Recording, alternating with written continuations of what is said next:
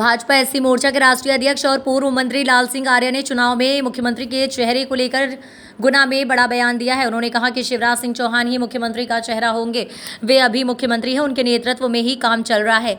मध्य प्रदेश विकास की ऊंचाइयों को छू रहा है। पूर्व मंत्री लाल सिंह आर्य मंगलवार को गुना के दौरे पर थे।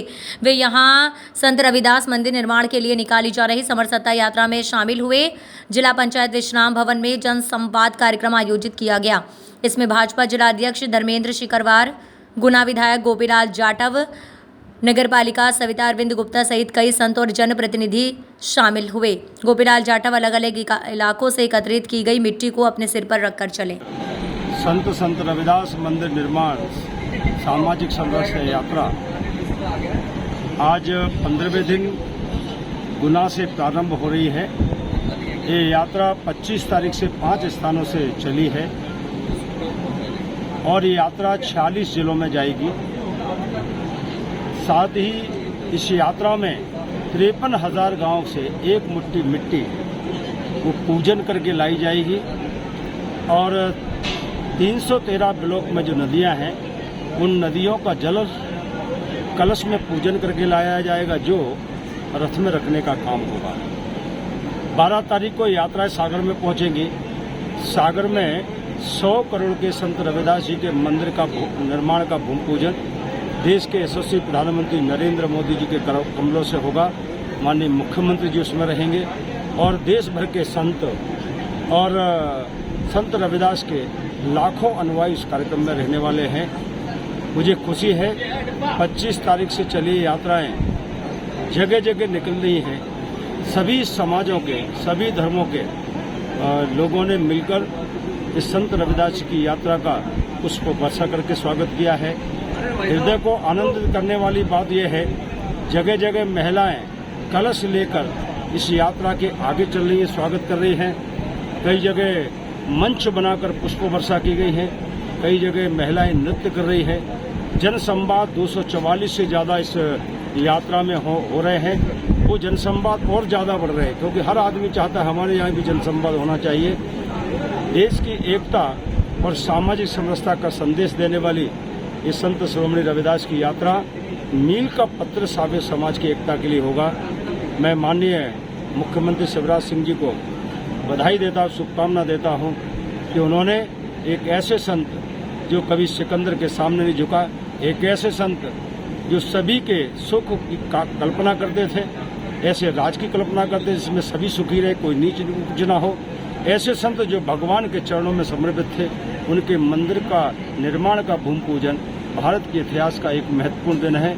मैं उन्हें शुभकामना देता हूँ। सागर चुनने के प्रदेश में विधानसभा चुनाव नजदीक है, ऐसे में कांग्रेस में आदिवासी मुख्यमंत्री की मांग उठने लगी है। आपके तरीके मुझे लगता है कांग्रेस किसी की भी आवाज उठाती रहे लेकिन बनाएगी किसी को नहीं। कांग्रेस के तो केवल दलितों और आदिवासियों के वोट तोड़ना है।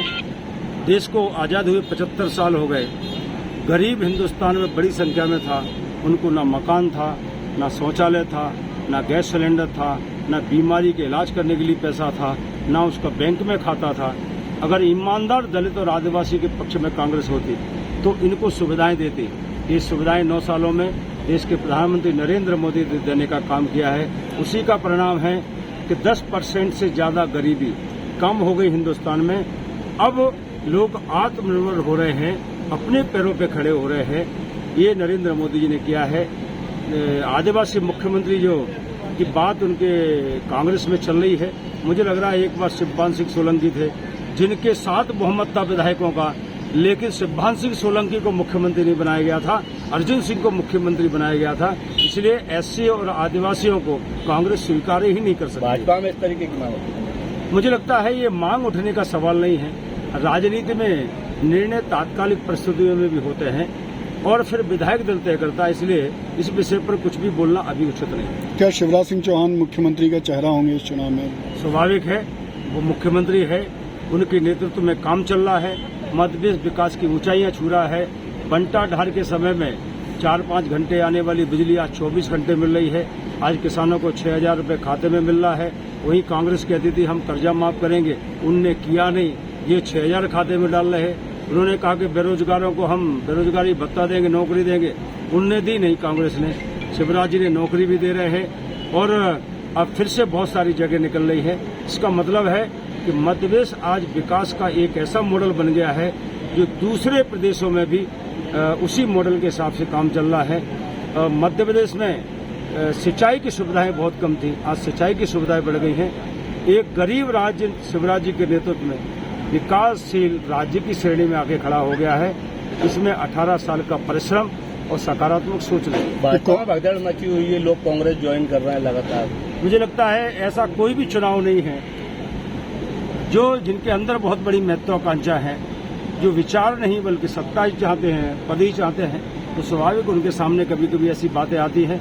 मुझे लग रहा है इन चीजों से भाजपा को कोई फर्क नहीं पड़ने वाला। भारतीय जनता पार्टी का कार्यकर्ता प्रतिबद्ध है। हमारा लाखों कार्यकर्ता है जो विचार के लिए जीता है, सत्ता के लिए नहीं जीता। सत्ता हमारा लोगों की सेवा का साधन है और इसलिए सत्ता के लिए हम कभी कभी प्राप्त करने के लिए काम करते हैं और इसलिए ये साधन के माध्यम से हम गरीबों की सेवा कर लेते हैं, किसानों की, महिलाओं की सेवा कर लेते हैं। भाजपा के पास 1.5 साल सत्ता नहीं थी तो देखो संबल योजना गरीबों की बंद कर दी कमलनाथ ने। हमारे जो बुजुर्ग थे उनकी यात्रा बंद कर दी, लेकिन भाजपा पे सत्ता आई, उससे संबल योजना चालू हो गई, लाडली बहना चालू हो गई, फिर से ट्रेन से नहीं प्लेन से लोगों को दर्शन कराने का काम चालू हो गया। तो सत्ता के माध्यम से हम लोगों की ईमानदारी से सेवा करते हैं। इसलिए आने वाले समय में भारतीय जनता पार्टी पूर्ण बहुमत के साथ, अच्छे बहुमत के साथ फिर से शिवराज जी के नेतृत्व में सरकार बनाने जा रही है, क्योंकि नरेंद्र मोदी का प्रति लोगों का विश्वास और श्रद्धा और शिवराज जी के विकास, इसके संगम से हम फिर से मध्य प्रदेश में सरकार बनाएंगे।